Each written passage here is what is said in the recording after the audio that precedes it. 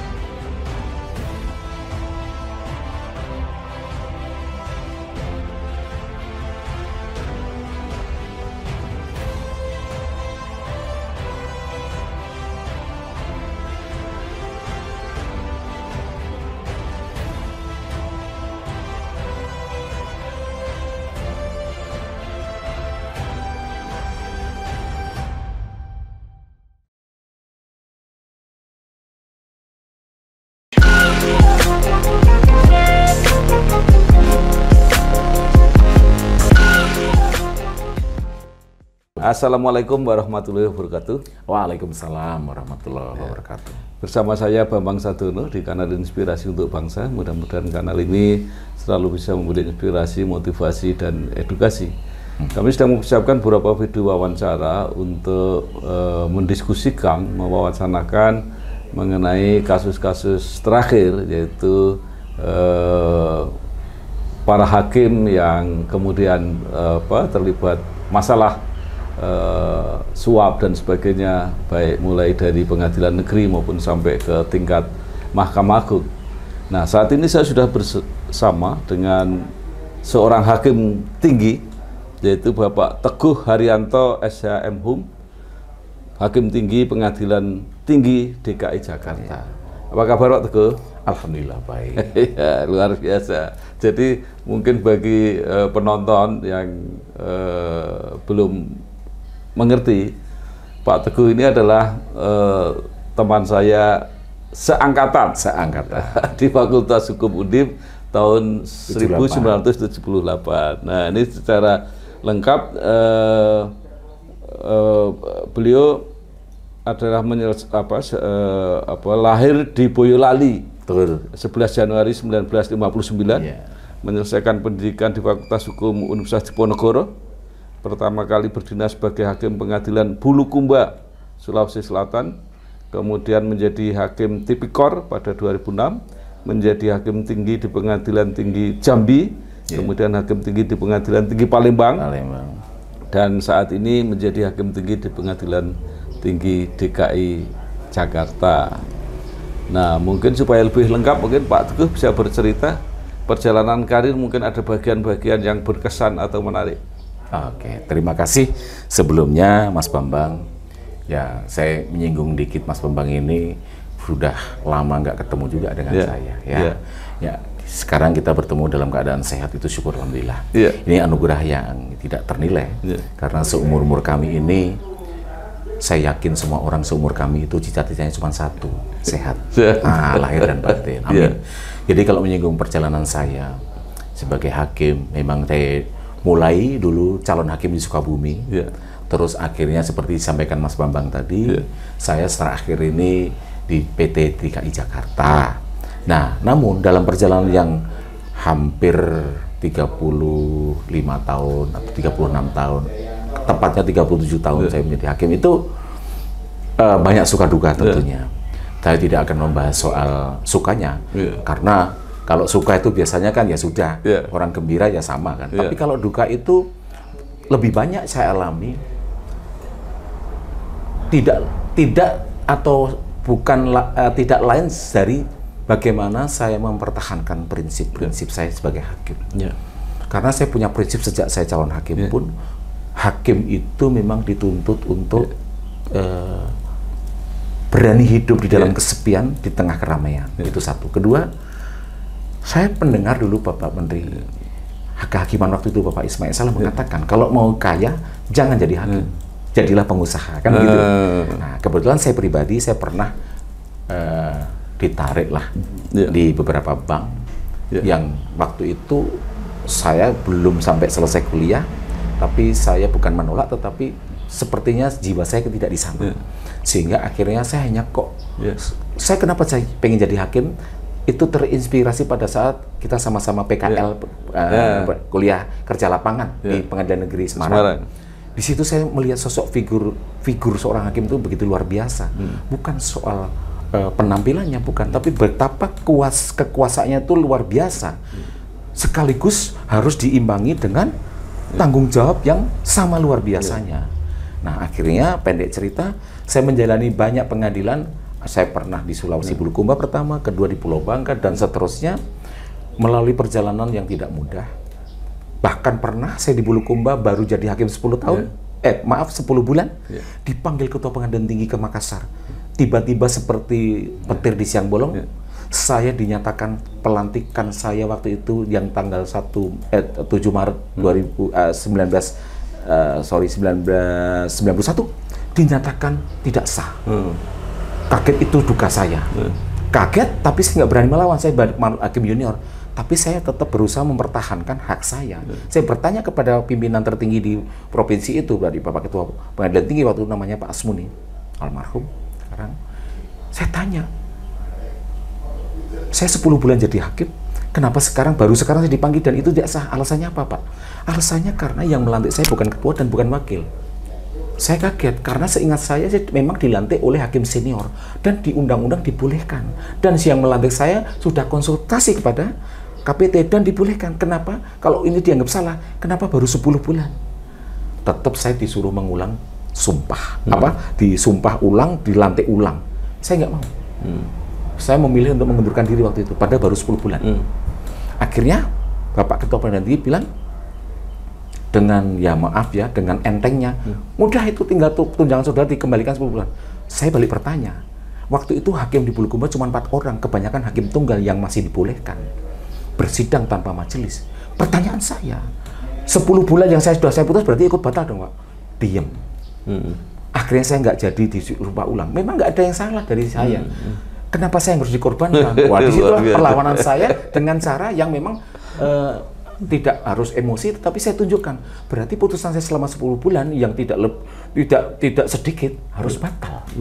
Akhirnya KPT, WKPT waktu itu dan hakim tinggi pengawas diem, terus akhirnya ngomong ke saya, wah berarti pelantikan saudara saya nyatakan sah. Nggak usah dinyatakan, Pak, memang sah. Di situ pengalaman yang sebenarnya kurang enaknya. Nah, banyak cerita yang seperti itu, Mas Bambang. Tapi kelakar saya, sampai istri saya, yang notabene teman Mas Bambang juga, sampai ngomong di suatu tempat setelah saya berpuluh tahun berkarir, ngomong begini, seingat saya Mas Teguh itu kalau di setiap pengadilan, selalu, walaupun sekali atau kecil, berselisih dengan pimpinan. Tapi saya tahu persis, perselisihan itu karena Mas Teguh selalu cerita, nggak ada yang ditutupi, soal prinsip. Bagaimana menegakkan hukum dan keadilan. Karena saya punya prinsip, Mas Bambang. Terlalu mungkin ini mungkin anggapan saya salah atau penilaian saya salah. Di Indonesia tuh banyak sekali hakim yang pandai menegakkan hukum tapi lupa menegakkan keadilan. Sementara unsur-unsur syarat-syarat putusan yang baik antara lain adalah kepastian hukum, keadilan, dan yang ketiga ini yang saya selalu cerewet. Yang ketiga ini manfaat. Apakah putusan kita bermanfaat kepada masyarakat? Kalau tidak bermanfaat, sebagai Muslim saya mengatakan, nggak ada gunanya, nggak ada pahalanya, dan tidak bisa menimbulkan dampak yang positif. Boro-boro dampak positif. Kadang-kadang saya berseberangan dengan teman seprofesi yang dengan atas nama apapun saya tidak mungkin berseberangan, saya akan mengatakan, seorang hakim itu memang tidak mungkin kaya raya. Saya buktikan. Saya cerita yang terakhir saja lah, di PT di Jakarta saja. Saya nggak akan sebut nama ya, mungkin itu nggak etis. Teman saya seprofesi, teman saya satu lantai, dalam kasus suap Sekma, Hasbi Hasan, si penyuapnya juga saya ketua majelisnya, si Hasbi Hasan saya ketua majelisnya. Si penyuapnya ini, kebetulan saya ketua majelisnya, teman saya yang bergelar prestisius. Nah, saya nggak akan mengatakan gelarnya apa, lebih tinggi dari saya, lebih hebat katanya dari saya. Itu masuk ke ruangan saya dengan kata-kata, sebenarnya saya takut untuk ke Pak Teguh, tapi ini saya berani-beranikan. Saya nggak marah. Kenapa? Jawabannya, itu perkara yang atas nama anu, tolonglah Pak, dikuatkan saja. Itu sudah ada, kami siapkan 2M. Itu aman, saya diem, saya terkesiap, jujur, darah saya terkesiap, tapi saya harus mengontrol diri. Orang di kantor tahu saya memang agak temperamental, tapi saya harus bisa menguasai diri. Saya diem, saya nggak bereaksi, saya biarkan dia ngomong. Begitu selesai, saya ngomong sama dia. Bapak ini teman saya, sahabat saya, gelar akademiknya 2-3 level di atas saya. Harusnya lebih cerdas dari saya. Kan tadi ngomong, sudah sebenarnya nggak berani ke sini. Dengan mencontek teman-teman selantai ini, kalau Pak A, Pak B, Pak C, saya biasa minta tolong. Tapi kalau sama Pak Teguh, saya memang nggak berani. Sekarang kok berani? Ya namanya dimintai tolong. Di situ saya agak sebenarnya marah, tapi tetap saya tahan. Saya hanya ngomong, asal tahu Pak, nggak mungkin bisa mempengaruhi saya. Biarkan saya bekerja dengan cara saya. Itu satu. Kedua, saya hidup. Sampean sama saya sama-sama tuanya sama. Saya sampean punya cucu, saya punya cucu. Hidup saya sampai hari ini, saya ngambil laci, saya banting itu namanya buku BRI, buku tabungan BRI yang gaji. Saya hidup dari ini, saya banting di depan dia. Pak Teguh marah? Nggak marah. Ini hanya ekspresif saya menanggapi kekurang ajaran Bapak. Saya nggak marah, tapi dengan cara begini harusnya nggak melakukan. Malu Pak. Saya yakin anak Bapak, apalagi cucu Bapak, kalau tahu Bapak seperti ini Markus, nggak ada kebanggaan Pak. Anak saya, anak semua hakim, saya bicara hakim saja lah, tidak ada kebanggaan. Kalau tahu orang tuanya main perkara, katanya kita wakil Tuhan. Wakil Tuhan kok mau nerima uang? Tuhan saja nggak butuh uang. Diem dia. Sekarang gini, sebelum saya berubah pikiran, tinggalkan ruangan saya. Itulah pengalaman saya. Akhirnya dia pengen dikuatkan. Ya, saya buka aja, terdakwanya nggak saya sebut. Waktu itu kan dipidana selama 4 tahun, kalau nggak salah. Saya pakai lupa. Saya putus 10 tahun. 2 minggu nggak ngajak ngomong saya, nggak masalah. Tapi it's okay. Sejak itu dia pun nggak terus sama saya dalam tanda kutip berusaha, nggak, biasa aja. Tapi saya menilai yang kelakuannya dia udah biasa begitu. Persoalannya sebenarnya, menurut saya, ini cerita kecil ini, saya menggurita ke depan atau ke atas, yang begini, masa nggak ada yang tahu sih? Maaf, salah satunya saya tahu. Pimpinan tahu dong. Saya ingat betul, apa nggak sebaiknya, kemarin ada pertanyaan teman-teman, bagaimana cara mengatasi ini?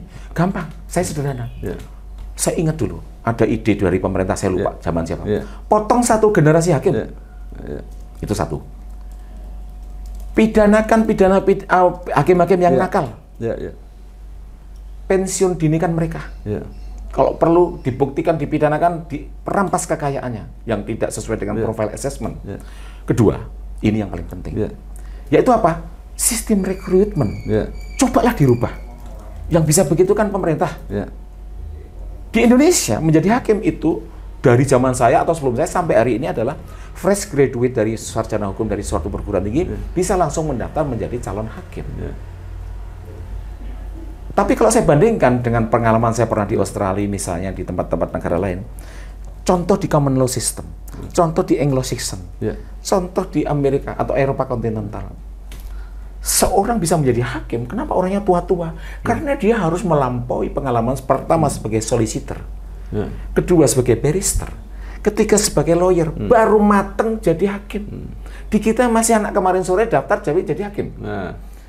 Secara mental nggak siap. Kenapa saya berani ngomong begitu? Mas Bambang, saya sejak tugas di Bulukumba sebagai hakim, bukan calon, sudah langsung praktek sebagai hakim 91. Sampai pernah saya jadi ketua atau pimpinan di mana? Di suatu pengadilan. Saya hubungkan dengan pengalaman saya. Pengalaman saya adalah begini. Setiap saya bertugas di pengadilan manapun yang saya lalui, saya membandingkan, menghitung antara hakim yang baik dengan tidak. Ternyata semua sama. Samanya apa? Sama yang nggak baiknya lebih banyak. Ini pengalaman saya. Demi Allah. Yang nggak baik lebih banyak daripada yang baik. Nah, gitu. Satu. Kedua, dengan itu, waktu saya menjadi pimpinan, kalau pas briefing kita santai, saya tanya ke teman-teman hakim, anak buah saya atau anggota saya, bukan anak buah ya, hakim-hakim bapak dan ibu saya tanya, seperti itu yang saya alami. Bapak sudah keliling di tempat manapun, sekarang kita ketemu di sini. Pertanyaan saya, tapi nggak usah dijawab ya. Apakah di tempat pengadilan pertama bapak atau ibu di tempat lebih banyak hakim yang jelek atau enggak? Tapi tolong dijawab dalam hati. Kenapa saya tanya begitu dan kenapa nggak usah dijawab? Dijawab pun nggak ada yang penting bagi saya. Tapi Bapak dengan hati yang bisa menjawab, mudah-mudahan saya berharap Bapak Ibu bisa merenungkan. Apa sih pesan yang saya sampaikan? Value yang ada di dalam pertanyaan saya itu apa? Saya bicara soal moral justice. Begini, Bapak Ibu pernah ada yang naik ke saya. Ini termasuk pertanyaan bagus. Pak Ketua, kalau ada orang berperkara, terus menang yang satu, kalah satu, kalau itu perdata, ya ada menang, ada kalah ya, oke. Gugatan dikabulkan atau ditolak. Terus yang menang katakan begitu, itu saking senengnya, syukuran ke saya, ngasih sesuatu. Ini pertanyaan hakim, anggota saya. Pertanyaan saya ke Bapak, katanya, boleh nggak Pak? Jawabannya memang saya nggak bisa langsung. Karena begini, sekarang tanya ke Bapak dulu, kira-kira boleh nggak? Kalau pemahaman saya Pak, boleh. Karena sudah selesai perkara, dan dia tidak mengasih uang saya itu sebelum putusan perkara. Oke. Mungkin dari kacamata tertentu, menurut Bapak, ada yang ngomong benar. Mungkin ada yang ngomong salah. Lah yang ngomong salah ini, mungkin terlalu jauh hitungannya. Salah satunya saya. Sikap Bapak itu sebaiknya nggak dilakukan. Harus tetap ditolak. Kenapa? Pada saat kita sebagai hakim memutus satu perkara, ini pidana misalnya, putus, ini pidana. Bukti bersalah, sudah selesai semua, terbukti bersalah. Kita mau menjatuhkan pidana. Dasarnya apa sih kita menjatuhkan pidana sekian tahun. Coba. Bapak bisa jawab? Nggak bisa jawab. Itu dasarnya kembali ke apa? Putusan itu juga ada 3. Selain yang tadi, kepastian hukum dan lain-lain, yang namanya legal justice, social justice, moral justice. Ini yang moral justice. Tidak mungkin orang itu akan memberikan uang kepada Bapak kalau Bapak tidak mengadili perkara itu. Simple kan? Diam dia. Tapi kalau Bapak merasa seperti itu, ya monggo aja. Toh, pertanggungjawaban kita semua masing-masing kepada Allah. Kalau yang beragama Islam kepada Allah, kalau yang lain mungkin kepada Tuhannya masing-masing. Bagi saya, ini soal pilihan. Allah itu maha baik, Pak. Orang mau jadi orang baik, wah pasti dipersilahkan. Bahkan yang mau jadi penjahat kelas kakak pun nggak dilarang. Tapi ibaratnya ini saya loh mengibaratkan Allah tuh punya kalkulator yang maha canggih. Berabad-abad ada hitungannya. Nggak ada yang gratis. Kalau di agama kami Muslim pasti ada, nanti dihisap lah. Karena yang kita makan jadi kotoran. Ya toh? Yang kita wariskan bisa jadi masalah. Tapi yang kita sedekahkan itu yang menemani kita. Saya bukan ustadz, bukan kiai. Saya bukan nabi, bukan malaikat. Saya waktu itu ngomong gitu. Tapi please, yang pasti saya nggak mau jadi setan. Itu catatan saya. Memang nggak mudah. Kalau mau kaya, sekali lagi jangan jadi hakim. Tapi kalau Bapak Ibu terpengaruh, ya monggo. Masing-masing juga ada. Telah terbit Majalah Politik Indonesia edisi ke-8 April 2025.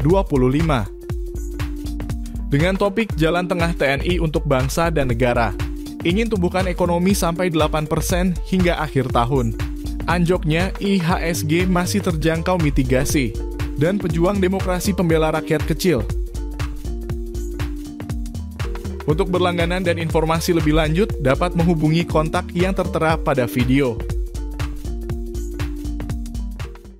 Gini, Pak Teguh tadi mengatakan prosentase banyak yang jelek. Jadi ini total ya, situasi senasional gitu kira-kira. Saya tidak bilang nasional, Mas Bambang. Saya hanya bicara soal di mana saya bertugas. Pengalaman. Ya, pengalaman saya pribadi. Nah, itu penyebab itu ada yang mengatakan dan itu pernah didemonstrasikan besar-besaran secara nasional bahwa para hakim itu memang penghasilannya kurang, apalagi di tempat-tempat terpencil dan sebagainya. Kemudian kan demo di DPR dan dijawab Pak Prabowo, gitu. Nah, itu seperti apa? Nah, itu menurut saya ada benarnya. Tapi sekali lagi ada benarnya, tapi jangan itu dijadikan alasan untuk orang menyimpang. Ya, ada benarnya. Karena faktanya, Mas Bambang, contohnya saya sendiri aja lah. Saya waktu di tempat terpencil, gaji saya dengan orang BRI jauh. Ketua pengadilan nggak punya mobil dinas, BRI atau bank-bank atau BUMN atau itu mobil dinas ganti-ganti. Saya lihat sendiri, Pak Kapolres pakai hardtop waktu itu ya tahun 90. Pak Dandim pakai kanvas, Pak Kajari pakai, pokoknya bagus. Ketua Pengadilan Negeri Bulukumba nggak punya apa-apa. Akibatnya dia naik becak. Saya nggak tega. Saya izin ke teman-teman saya. Alhamdulillah, mungkin rezeki saya. Saya waktu jadi hakim pertama kali berangkat ke Bulukumba, saya dibekali oleh orang tua saya supaya mungkin maksudnya orang tua nggak neko-neko. Saya dibawain mobil walaupun tidak bagus. Sehingga mobilitas saya terbantu. Saya berterima kasih kepada orang tua saya. Akhirnya saya izin ke teman-teman, bukan bermaksud selain dan tidak bukan, hanya ingin menjaga wibawa pengadilan. Hanya sekedar Pak Ketua, masa yang lain muswidah rapat naik mobil bagus atau supir, ini naik becak. Bagaimana martabat pengadilan? Saya masih berpikir sejauh itu. Saya bilang orang supir kantor, tolong antar Pak Ketua sampai selesai ini. Saya nggak ada maksud apapun. Karena saya bukan tipe penjilat, saya mau gitu. Akhirnya semua teman saya paham. Nah, ini contoh saya kembalikan ke yang tadi. Sekarang, jujur, perbaikan kesejahteraan sebelum Pak Prabowo pun sebenarnya kalau dibilang kecil, enggak juga. Hanya persoalannya, ini jujur, kritik kepada Mahkamah Agung. Saya kritik terbuka ini. Mudah-mudahan ditonton. Ada kawan saya, penempatan pertama di Merauke. Begitu mutasi ke Tanjung Pinang. Itu kan ujung ke ujung, timur ke barat. Memang ada biaya pindah, tapi tidak mencukupi atau tidak seberapa atau pas-pasan. Sementara seorang hakim itu punya anak, punya istri, punya kehidupan yang mungkin, apalagi yang punya, nggak usah punya cita-cita saja, jauh dari cukup. Itu saya ngalami. Masih bersyukur saya, dia dari Merauke ke Tanjung Pinang. Saya bersyukur, karena saya selalu bersyukur Pak Bambang. Kenapa? Saya harus melihat yang lebih susah dari saya. Saya di Bulukumba, Sulawesi Selatan, di ujung mau ke Selayar, saya pindahnya ke Pangkal Pinang, Pulau Bangka. Lebih dekat kan? Tapi sebenarnya yang menjadi persoalan adalah sama yang kami alami semua hakim. Perpindahan yang harusnya Mahkamah Agung memikirkan. Seharusnya mutasi itu tidak semau-maunya dari ujung ke ujung, ujung ke ujung. Satu, menghabiskan anggaran negara. Kedua, nggak berpikir secara dampak sosialnya terhadap anak-anak atau keluarga anak-anak hakim. Anak saya yang sulung, Mas Bambang, SD itu di 5 SD di 3 pulau. Betapa kita ngiri waktu itu. Orang-orang yang menetap di Jawa pendidikannya tetap badi enak. Anak saya SD di pinggir laut. Kalau pas musim pasang, libur. Satu, terus naik kelas 1, kelas 2, pindah ke Pulau Bangka di SD Timah. Bahasa, kultur, semua beda. Anak saya menyesuaikan. Orang tua, kalau mengeluh bisa ngomong, anak-anak nggak bisa. Betapa secara psikologis anak-anak itu menjadi korban. Itu saya akui. Dan itu saya alami. Makanya saya dengan istri selalu merangkap jadi guru di rumah. Nah, itu saya lalui. Akhirnya saya pindah ke Jawa di Selawi. Tetap aja, uang pindah juga nggak seberapa, pas-pasan. Waktu saya di Pulau Bangka melihat kehidupan orang Timah, seperti saya menonton film yang berkehidupan. Betul, karena mereka gajinya dolar. Mereka mewah hidupnya. Listrik 24 jam kencar-kencar. Sementara saya ngalami masa suram di Pangkal Pinang selama hampir 4 atau 5 bulan, waktu Piala Dunia 98. Itu listrik digilir seluruh kota, Hari ini hidup, besok mati hidup. Sengsara kami. Apa nggak boleh kita kok kayak gini ya hakim? Makanya kita harus tahan uji, tahan mental. Sampailah titik-titik ujian yang malam. Itu belum ujian bagi saya benturan dengan teman seprofesi. Soal prinsip. Ini lebih drakor. Tahu kan drakor? Drama Korea. Nah, Pak Teguh punya pengalaman ya dengan berbagai itu tadi situasi pertentangan dan sebagainya, idealisme, masalah. Tapi juga sangat tegas saya ingat ketika kasus dengan jaksa urip itu. Oh iya, itu kan mengagetkan banyak orang itu. Ya. Nah, bisa cerita soal itu. Oh iya, itu pengalaman yang konon ceritanya orang heboh. Gini, jaksa urip waktu itu seingat saya beliau adalah statusnya sebagai jaksa terbaik di Indonesia. Saya ingat saya. Muncullah dan jadilah pendek cerita saya mengadili beliau. Ini perkara udah inkrah udah dibahas kan nggak apa-apa. Dia adalah menerima suap dari seorang yang bernama Artalita Suryani, pengusaha kaya dari Lampung, yang konon ceritanya punya pulau dan lain-lain. Oke deh. Disuap sebesar 5,5 M, kalau nggak 5,5 M, 5,6 M, saya lupa. OTT oleh kejaksaan, oleh KPK kan, di headline news itu. Saya ingat itu. Saya adili. Itu saksi kalau nggak salah 100-an orang. Tapi yang saya periksa separuhnya nggak ada. Teman saya sempat bertanya, kenapa? Kita ini hakim punya kewenangan untuk menyeleksi. Contoh, kesaksian si A, si B, si C, si D, ini 5 orang. Misalnya menyaksikan sebuah cangkir ini. Pengetahuannya sama, cukup saya panggil satu. Saya ini hakim yang praktis. Itu saya sampaikan ke teman-teman. Peradilan tetap saya ingat. Cepat prinsipnya cepat, biaya murah, sederhana. Nah, saya tidak mau bertele-tele. Nah, saya orang praktis. Sehingga saya berhak untuk menyeleksi sepanjang itu memang untuk kepentingan pemeriksaan di persidangan. Nah, setelah itu, waktu itu hebohnya, ada dalam berita acara, seorang ketua pengadilan negeri Jakarta Barat, yang menjadi saksi di dalam berkas itu. Anggota saya pada mengatakan, Pak, dipanggil. Minta jaksa dipanggil. Saya bilang, enggak perlu. Kenapa? Ini hanya 1 lembar. Dan cerita yang saya baca, dia cerita olahraga golf mau ke Cina dengan Artalita Suryani. Enggak ada hubungannya dengan terdakwa jaksa ini.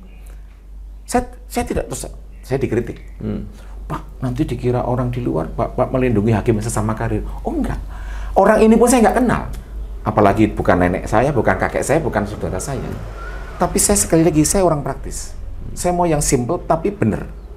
Nah, saya periksa, nggak saya panggil. Bahkan waktu itu Jampitsus Marwan Effendi, saya ingat namanya. Nggak saya panggil, karena memang keterangan yang saya baca di dalam berkas itu tidak hubungan langsung dengan perkara ini. Supaya nggak berkepanjangan bertele-tele tadi.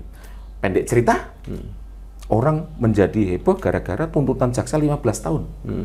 Kok diputus 20? Sekarang pun yang kasus terakhir saya Harvey Muiz, orang yang ngomong seorang pakar, seorang harusnya cerdik pandai, ngomongnya pun salah. Dia bilang ini putusan ultra petita, melampaui yang dituntut. Itu bukan ultra petita. Ultra petita itu dalam hal perdata. Misalnya saya menggugat hanya cangkir dan cangkir, saya mengabulkan cangkir, kue semua. Melampaui yang digugat. Itu nggak boleh. Itu kalau melampaui itu ultra petita. Kalau pidana tidak. Ingat pasal 2 ayat 1. Yang disebut oleh yang membuat undang DPR loh, sama pemerintah. Yang disebut dalam pasal 2 ayat 1 adalah dipidana penjara yang seorang yang melakukan korupsi dan bla bla bla itu ya dipenjara dengan pidana penjara seumur hidup. Yang disebut seumur hidup belum?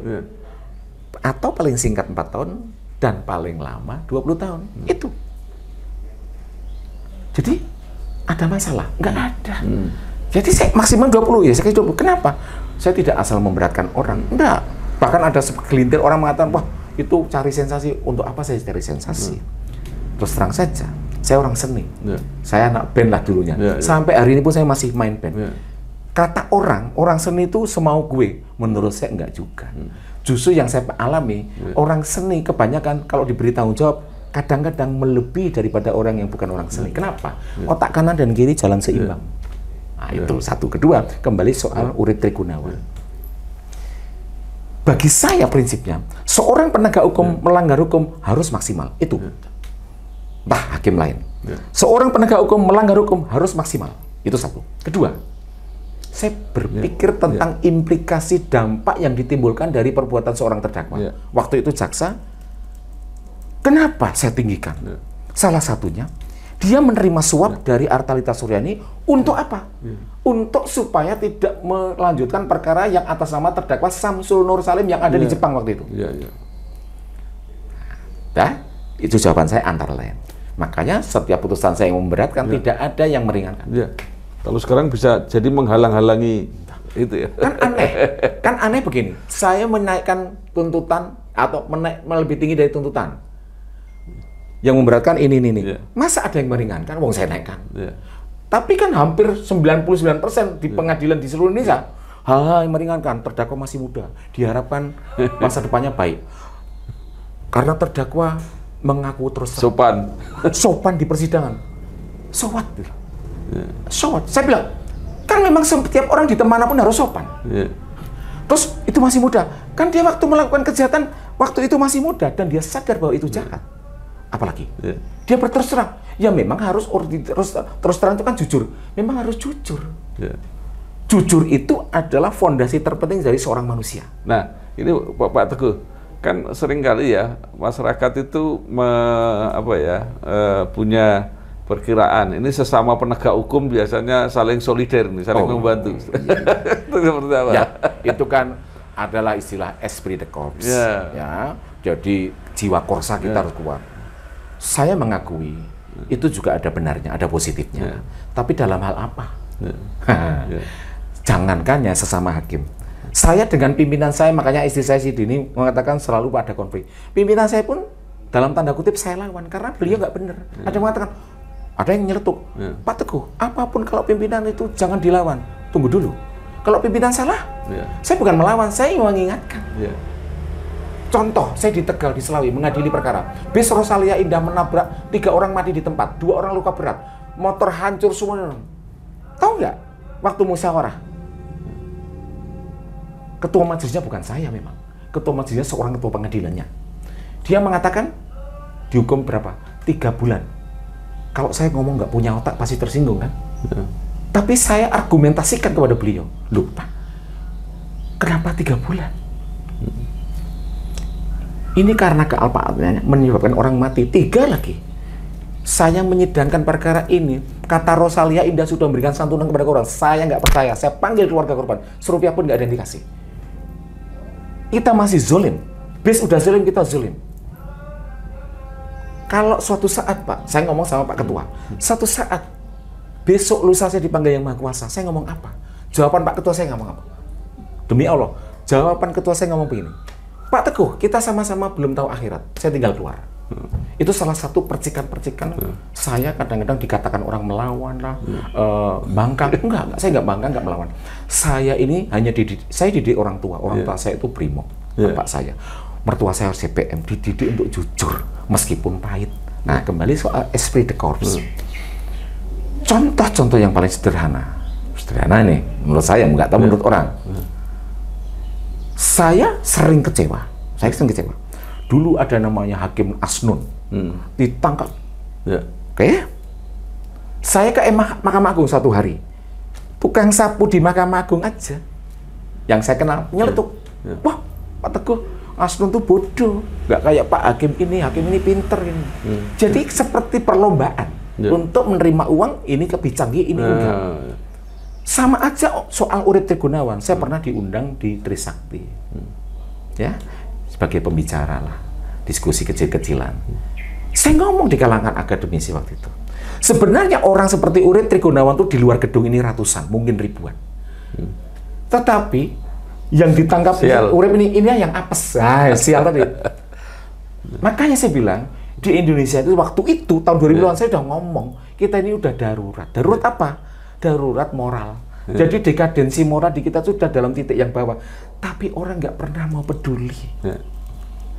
Nah, esprit de corps waktu itu, wah, ini kan teman sendiri misalnya. Bahkan ada teman saya jaksa, sempat nyeletuk, tolonglah Mas, jangankan cuman teman saya di seberang yang bukan istri saya. Hakim pun yang saya cerita Mas Bambang tadi, yang mau menyuap saya 2M untuk menguatkan, saya kuliahi, saya kumbah istilah wong Jawa. Soal mempan atau enggak itu urusan dia. Setelah terbit majalah Kampus Indonesia edisi ke-6 April 2025 dengan topik mundurnya Profesor Hikmanto sebagai rektor setelah mencapai akreditasi unggul. Prediksi Profesor Suyanto tentang puncak disrupsi di tahun 2030. Juga Kampus Indonesia yang sedang mempersiapkan buku 100 Rektor Inspirasi Indonesia sebagai model inovasi untuk menyambut Indonesia Emas. Untuk informasi dan berlangganan, dapat menghubungi kontak yang ada pada video. Tapi Pak Teguh, ini pertanyaan saya.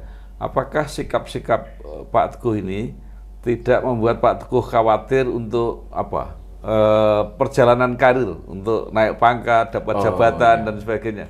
Saya bersyukurnya cuma satu, Mas Bambang.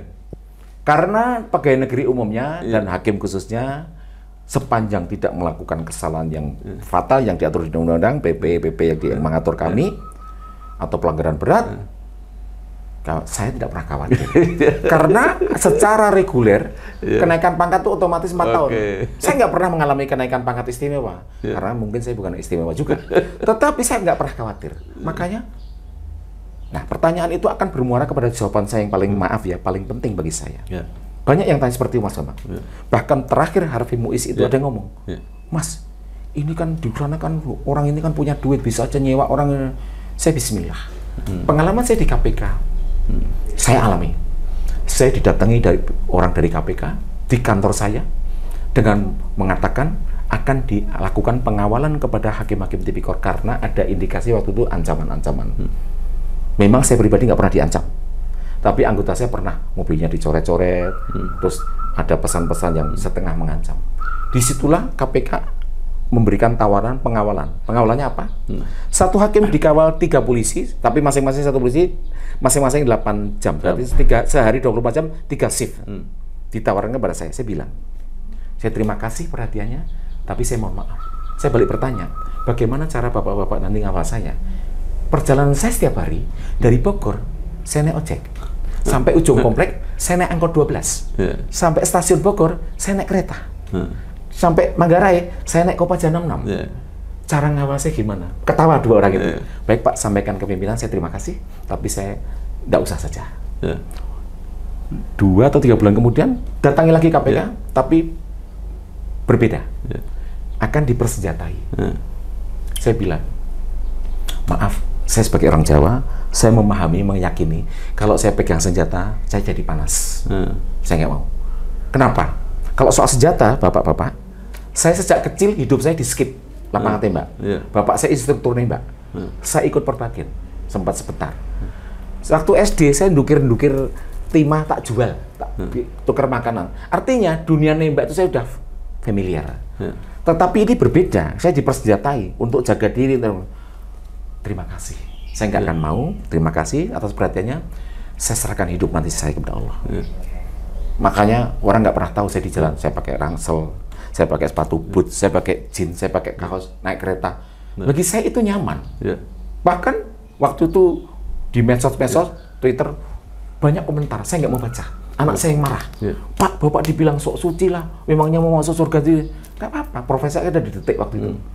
Nggak masalah, makanya Bapak nggak mau baca. Bapak nggak mau punya yang namanya Twitter, apalagi dulu Facebook. Saya nggak pernah sampai hari ini. Kenapa? Daripada saya emosi. Nah gitu. Yang penting saya harus meyakini apa yang saya lakukan benar menurut hukum Allah dan hukum dunia. Makanya yang tadi khawatir pasti ada, manusia biasa. Saya pernah ditanya, apa nggak khawatir? Ya khawatir pasti ada. Tapi insya Allah, saya mudah-mudahan nggak pernah lupa, selalu berangkat berdoa kepada Allah. Itu aja. Kalau itu pun sudah berdoa terus tidak sesuai harapan, itu urusan takdir. Makanya saya bilang, saya menjalani takdir. Teman saya, maaf Mas Bambang, teman saya ketua pengadilan ada yang 2 kali, 3 kali, 4 kali. Saya sampai hari ini ketua pengadilan cuma sekali. Memang saya nggak pernah minta. Pantang saya ngemis. Saya orang Semarang. Saya pernah tugas di PN Semarang nggak? Nggak pernah kan? Karena saya nggak pernah minta. Sementara teman-teman banyak yang ngomong, oh, kok aku wong Surabaya mulai jaluk Surabaya Pak, aku wong gini. Ya monggo, orang tidak harus sama. Kita mati pun kuburan beda. Jadi bagi saya tidak masalah.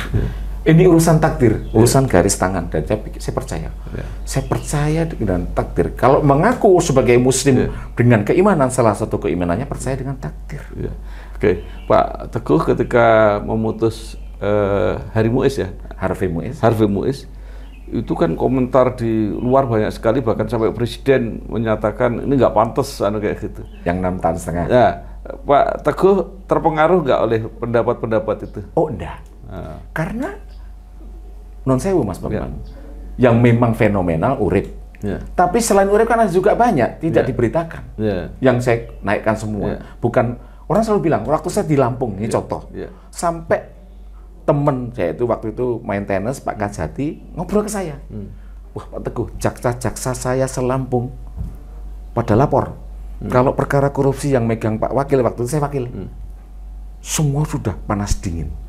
Selalu dinaikkan Pak Wakil. Oh begini Pak, mungkin ini salah ya, mungkin tidak tepat. Bukan saya naikkan Pak.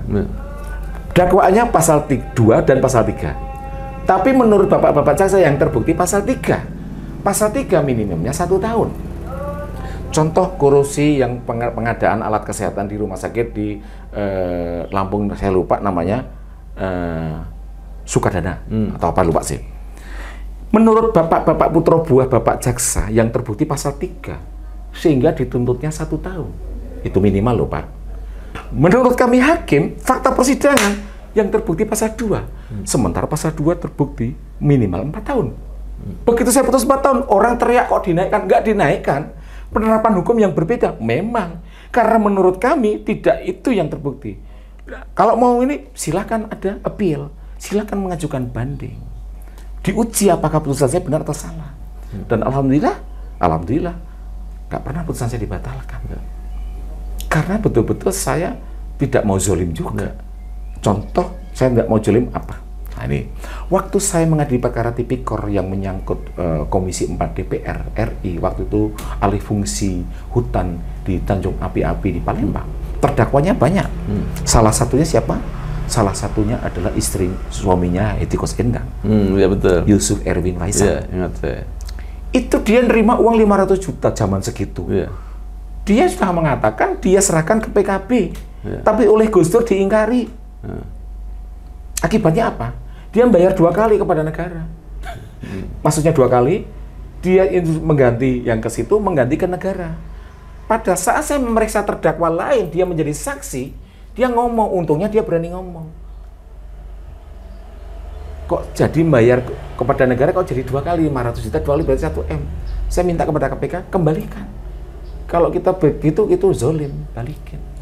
Jadi saya tidak semena-mena atau semata-mata hanya hobinya menghukum orang berat, bukan. Saya punya reasoning yang bisa saya pertanggungjawabkan, terutama kepada Allah. Itu yang saya. Nah, sekarang pertanyaan semacam konklusi. Apa yang membentuk karakter Pak Teguh menjadi semacam ini? Apakah pengaruh pendidikan, jadi waktu dosen-dosen, apakah pengaruh keluarga, atau pengaruh anunya sendiri, artinya studi sendiri, sehingga ini pertanyaan menarik. Kenapa saya bilang menarik? Karena 3 hal tadi kan, ataunya alternatif kan, tiga. Saya jawab dulu tiga-tiganya. Pertama, keluarga mendidik saya untuk wanti-wanti jujur. 1, bapak saya brimob, biasa hidup di lapangan. Yang kedua, apakah tadi pendidik itu ada pengaruhnya? Salah satunya semangat yang selalu diberikan oleh dosen-dosen kita dulu. Salah satunya saya kebetulan ngambil pidana, Pak Muladi, almarhum, Profesor Sudarto, Pak Bardak, dan pembimbing saya Pak Santo, kriminologi, Han Bingho. Beliau betul-betul ibaratnya kalau pemain bola itu udah pemain bola legend semua kalau menurut saya. Beliau tidak, saya ingat betul kata-kata Profesor Sudarto waktu saya kuliah, entah semester berapa. Kata-katanya begini, bangsamu itu saat ini dijajah oleh bangsa mata sipit dan bangsamu sendiri. Itu saya terjemahkan luas. Oh ini carut-marutnya negara. Itu waktu itu loh, masih kuliah loh kita. Kebayang nggak kalau sekarang? Nah, sehingga itu memengaruhi saya. Yang ketiga, dari diri saya sendiri berdasarkan pengalaman. Maaf, ada teman saya mengamati teman di kantor. Ini kok begini ya? Saya nggak sehati. Kalau ada sistem, Mas Bambang pasti tahu di dalam kami hakim ada DO, dissenting opinion. Pernah begini? Ada kasus pembunuhan di Palembang. Ketua majelisnya bukan saya. Kita musyawarah, putusan pengadilan negeri menurut saya itu tepat. Pidananya adalah seumur hidup. Karena memang pembunuhan itu dilakukan dengan sadis, sampai kepalanya dipecah, dicecel-cecel sampai otak kemana-mana dan lain-lain. Sudah musyawarah mau putus, tiba-tiba saya dipanggil ketua majelis, angkatan senior saya. Dipanggil ngomong begini, Pak Teguh, setelah saya pelajari, hati saya terusik. Itu pembunuh itu terdakwa tidak berniat membunuh, tapi karena membela diri. Kok kemarin musyawarah nggak ngomong gitu, Bapak? Dia diem. Sekarang maunya Bapak apa? Kalau saya 20 tahun. Pak Teguh tolonglah, hatinya terketuk untuk membantu. Bapak kira-kira berpikir nggak, maaf Pak, berpikir nggak keluarganya terdakwa, istrinya, anaknya, bapaknya, ibunya, anaknya diperlakukan, dipecah, kepalanya dipecah kayak gitu. Itu kalau Bapak ada di sana seperti apa, Pak? Itu pertama. Kedua, ini yang penting, Pak. Dari mana Bapak tahu kalau terdakwa ini tidak berniat membunuh? Nggak bisa ngomong. Akhirnya debat. Selesai. Kami dengan anggota sama-sama menguatkan putusan pengadilan negeri karena itu sudah tepat. Seumur hidup. Dia ngomong apa? Saya DO. Diam saya. Kok DO, Pak? Nah, ini pemahaman DO penting ini. Untuk supaya orang tahu semua. DO adalah memang dissenting opinion, diatur. Zaman dulu sebelum ada DO-DO-nan begini, masih pertama jadi hakim, kalau tidak sepakat ini menulis di dalam buku rahasia. Tapi sekarang kan DO terbuka supaya masyarakat tahu. DO itu pemahaman saya, Pak, hanya untuk penerapan pasal atau hukum yang berbeda. Misalnya 340 dan 338 beda. Karena beda saya DO. Alasan saya harus dicantumkan dalam putusan. Tapi kita sepakat pasalnya ini 338. Sama kan, nggak beda. Nggak bisa DO, Pak. Wah, ribut. Kenapa nggak bisa? Ya itu tadi, karena DO itu hanya untuk penerapan pasal atau hukum yang berbeda. Tapi kalau ini sama pasalnya, penerapan hukumnya sama, ini adalah bagian dari musyawarah. Bapak senior dari saya loh. Musyawarah itu hanya ada 3 loh, Pak. Pertama, musyawarah mufakat. Kedua, suara terbanyak ketika yang menguntungkan terdakwa. Meskipun yang menguntungkan terdakwa itu, saya ngalami juga, dimanfaatkan oleh teman saya hakim yang nakal. Misalnya hakim pertama mengatakan saya 5 tahun, terus saya bilang 3 tahun. Nggak sama kan? Yang ini nakal, saya 1 tahun. Kalau aturan ditegakkan, pasti harus 1 tahun karena yang menguntungkan terdakwa. Tapi saya sering, karena ada hakim yang nakal, saya berusaha untuk lebih nakal. Dalam tanda kutip. Yaitu apa? Karena saya sudah bisa membuktikan gelagatnya seperti itu, saya dapat info yang A1, saya ngomong sama satunya, oke, saya ikut Anda atau Anda ikut saya. Ini bukan soal angka, tapi soal harga diri majelis hakim suatu pengadilan. Penegakan hukum jangan dipertaruhkan hanya dengan rupiah.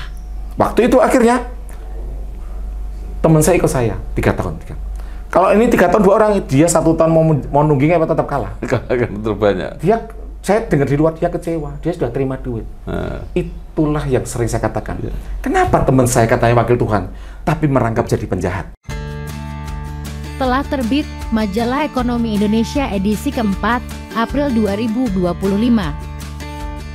Membahas mengenai pengaruh Bank Emas untuk pertumbuhan ekonomi Indonesia, dampak Koperasi Merah Putih dalam hadirkan kesejahteraan rakyat secara konkret, peran para taipan lama dan baru dalam membangun perekonomian Indonesia, serta kesiapan Indonesia dalam mewujudkan swasembada ekonomi hijau. Untuk berlangganan dan informasi lebih lengkap, dapat menghubungi kontak yang ada pada video. Nah, sekarang pertanyaan Pak Teguh, apakah tidak pernah ada curhat atau dari keluarga? Jadi ini bukan keluarga tadi, jadi dari istri, dari anak-anak. Itu kok hakim mungkin yang lain kelihatannya lebih enak gitu. Oh, enggak ada. Enggak ada. Alhamdulillah. Alhamdulillah gini Mas Bambang. Mas Bambang tahu istri saya kan teman Mas Bambang juga, Dini. Dia juga dibesarkan dari lingkungan tentara. Alhamdulillahnya lagi, saya bukan muji istri saya. Sampai hari ini saya dengan Mas Bambang berhadapan. Yang paling gampang ya. Belum pernah terdengar dari istri saya, mulut istri saya ngomong ke saya pengen dibeliin ini. Belum pernah. Saya pacaran, Mas Bambang tahu, saya pacaran 10 tahun. Saya menikah sudah 37 tahun. Hampir mau 38 tahun. Nggak pernah istri saya minta apapun. Itu salah satu faktor yang membantu seorang hakim atau seorang penegak hukum tidak terprovokasi secara psikis untuk melakukan penyelewengan atau penyimpangan. Itu satu. Kedua, makanya saya waktu sebelum ada kasus yang besar, saya diperintah Pak Ketua Pengadilan Tinggi, tolong sekarang juga ke Pengadilan Negeri Jakarta Pusat, lakukan pembinaan. Saya berangkat bertiga, tapi sampai sana saya memang yang disuruh untuk ngomong. Saya ngomong, ini saya harus sampaikan ya. Saya ngomong, semua dikumpulkan di ruangan, di ruangan ini. Oh iya Pak, kebetulan ini mau rapat bulanan. Tapi sebelum ada 2 pembinaan. Yang pertama ketua yang lama, yang ditangkap akhirnya ada di Fortunernya ditemukan 21,7 M. Kasus Ronald Tanur. Oke. Itu waktu itu saya melakukan pembinaan gara-gara kasus Zarofrikat. Saya kayak orang kampanye, teriak-teriak. Saya coba minta maaf, saya bukan marah, tapi ini wujud ekspresi saya, cinta saya kepada Mahkamah Agung. Saya nggak mau Mahkamah Agung dikotori oleh insan-insan pengadilan yang khianat. Saya minta maaf dulu, baru saya ngomong.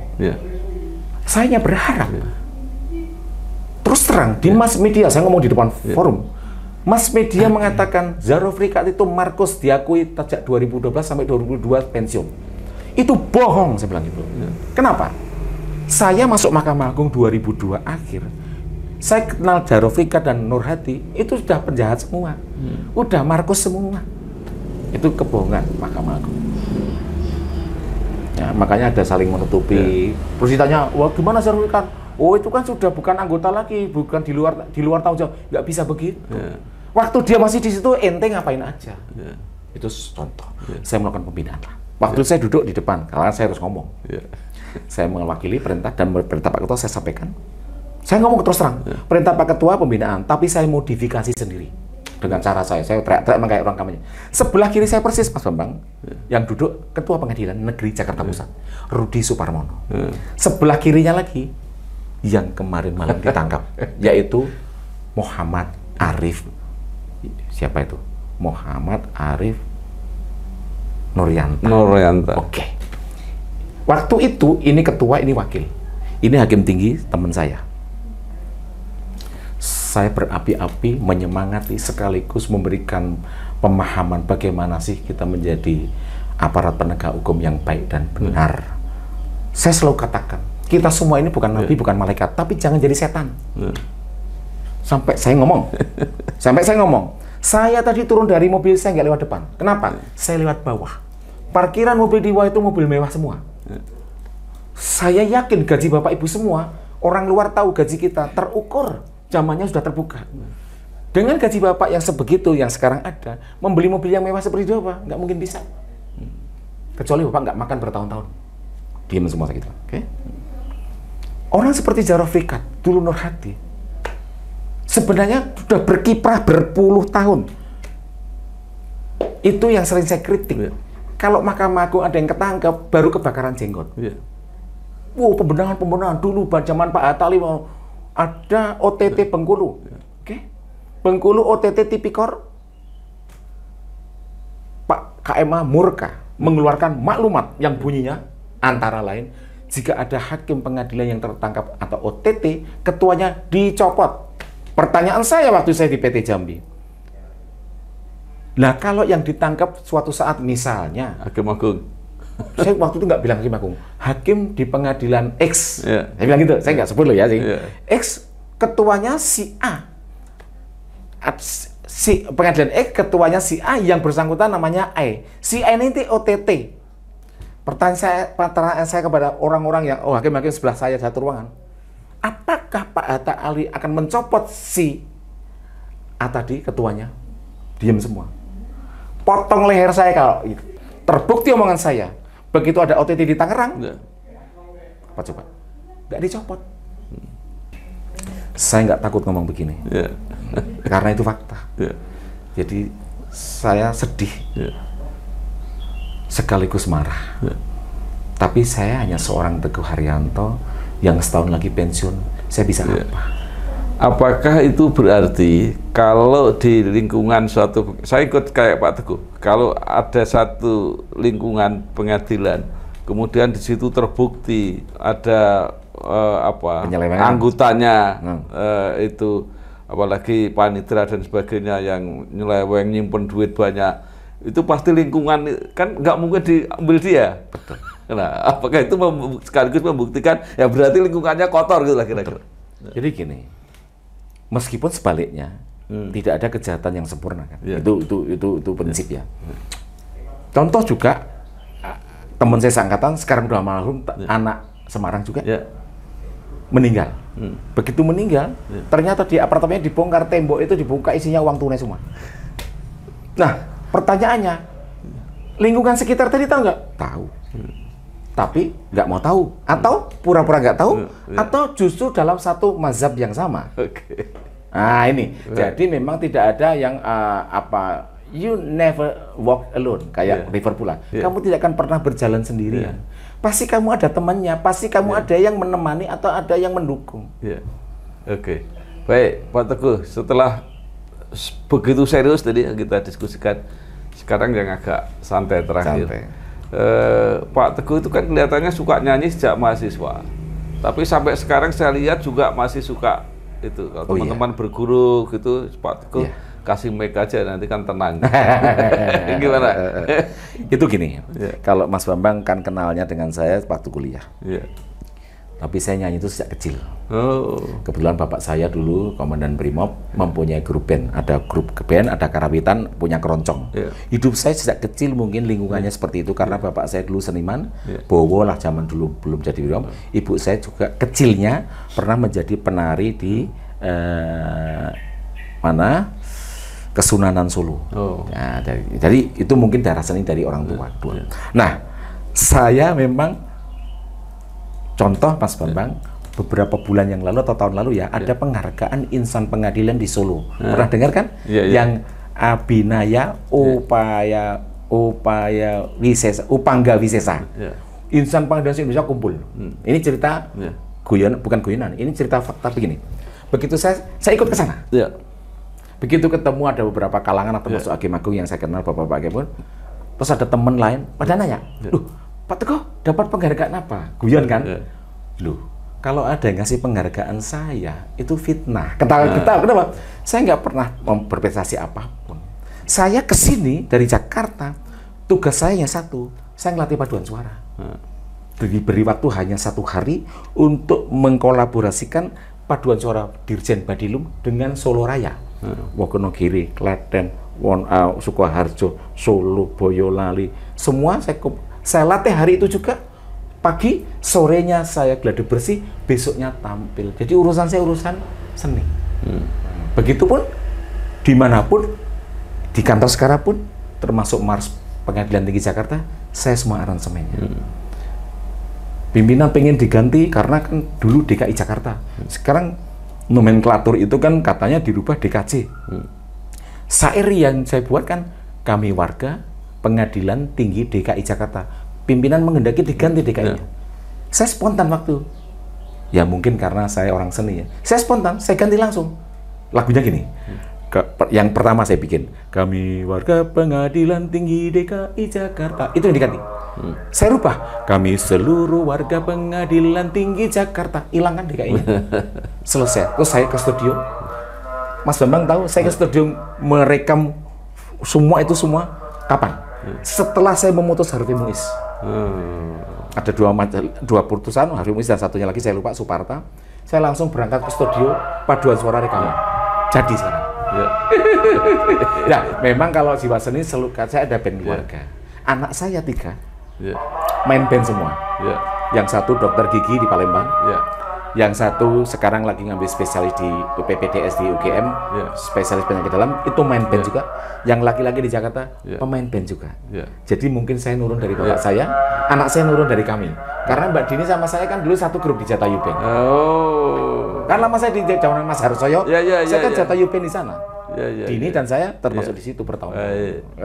Baik, luar biasa Pak Teguh Haryanto, SHMH, pengalamannya menginspirasi, insyaallah idealismenya dipegang teguh.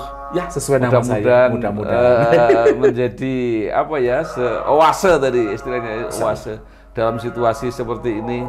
Dan lama-lama tadi kalau tidak bisa memperbaiki, mengurangi dan memberi semangat yang akan datang akan lebih baik. Betul. Terima kasih. Sama-sama Mas Bambang. Sekaligus kita ini silaturahim dengan Mas Bambang. Berapa puluh tahun nggak ketemu begini kan? Nah, paling-paling kalau reuni kadang-kadang beliau sibuk. Kalau saya karena di kalangan hakim angkatan saya maupun di 78, saya termasuk kata teman-teman tukang ngumpulkan teman-teman. Bagus. Selamat. Terima kasih. Wassalamualaikum warahmatullahi wabarakatuh. Waalaikumsalam. Luar biasa. Saya terima kasih.